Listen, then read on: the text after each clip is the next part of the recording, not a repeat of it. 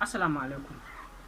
Labarin soyayya na shine na haɗu da wata budurwa wadda nake so kuma ina ƙaunarta. Soyayyarta ta shiga zuciyata lokacin da ban yi zato ba. Wadda take da suna Salma. A gaskiya na ji daɗin soyayya da ita fiye da yadda masu kallo za ku ji. Saboda abin da ya sa soyayyarta ta shiga raina shine na haɗu da ita ne. Na je gidan wata yayata, to ita 'yar gidan ƙanwar maƙociyata ce. Lokacin da ta zo sai na ganta. Lokacin na san cewa ana faɗin cewa so yana shiga daga kallon mutum lokaci ɗaya. To a lokacin nan ne na fara ganinta. Na kamu da soyayyarta ta yanda ita kanta sai da alamun suka fito a ran da na fara ganinta. Na ji daɗi sosai da sosai yadda muka fara mu'amala da ita. Ta karɓi soyayya ta hannu biyu. Ta kasance tana so na fiye da yadda ba na tunani. Har wasu abubuwan tana taimaka min saboda a lokacin da ina karatu iyayena ba su da ƙarfi. Iyayenta sun fi nawa ƙarfi. Ta taimaka min abubuwa da dama wanda na ji daɗinsu sosai. Hakan ya sa har ta min hanya wadda nake zuwa nake ɗan samun abin da nake kashewa a wajen wani ƙanin babanta. Hakan ya sa na fara samun abin da nake kashewa har ya zamana na iya gina kaina yadda zan iya yin aure ko kuma wani abu. Ta sama min aiki wanda nake zuwa shago wajen ɗan uwanta.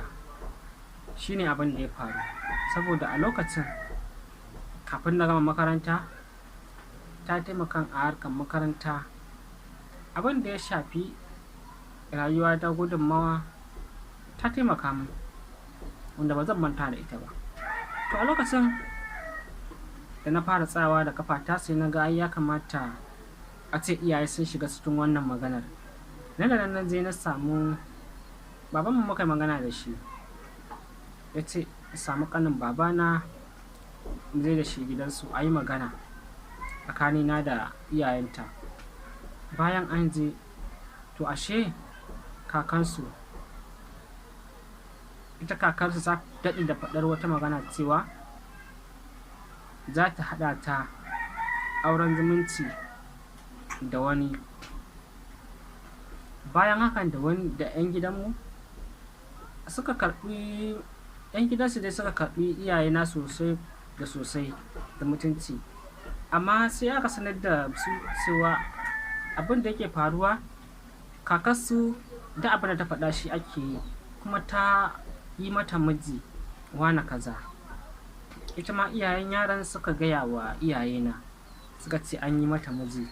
Ga yarinya dai kuma tana so na, ni ma ina son ta fiye da tunani. Ita yarinyar ba ta son wancan saboda ba shi take so ba. To amma da yake magabata sun zo sun shiga suka zo suka faɗa min su ma sun karɓe su hannu biyu. To bayan sun dawo wajen ƙanin baban nawa suka je gida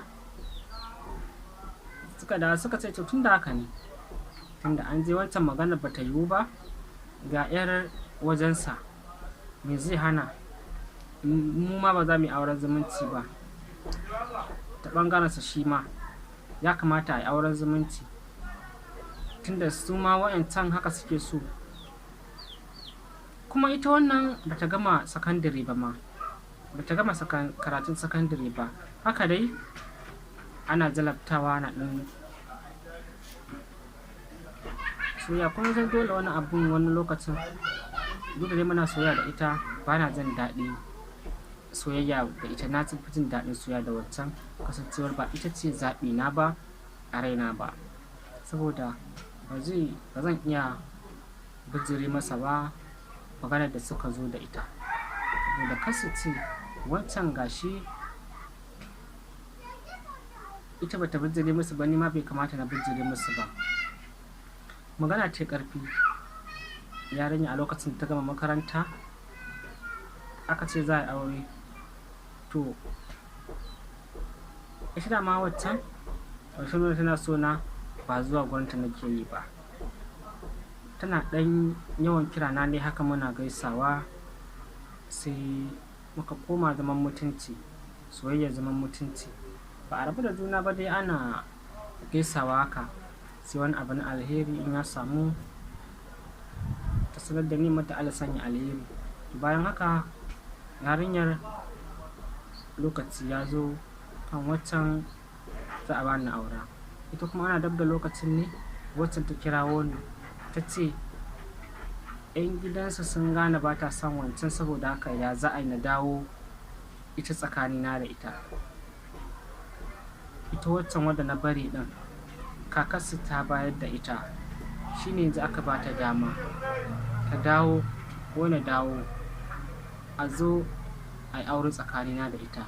Kuma ka manta ga 'yar ƙanin babanmu wadda aka bani ita, danginta sun sani, amma kuma ka manta wannan gidan ƙanin baban namu yarinya ce na fi son ita waccan da take zaɓi na tafi wajen, saboda ta fi taimaka min wajen zaɓin wajen rayuwata da abubuwa na. Shi ne zo ku bani shawara wacce zan aura. Ku ci gaba da kasancewa tare da ni a cikin wannan shiri namu mai albarka a cikin wancan ɗin tamu. Kar ku manta da like da subscription, sai an jima a cikin wani sabon shirin.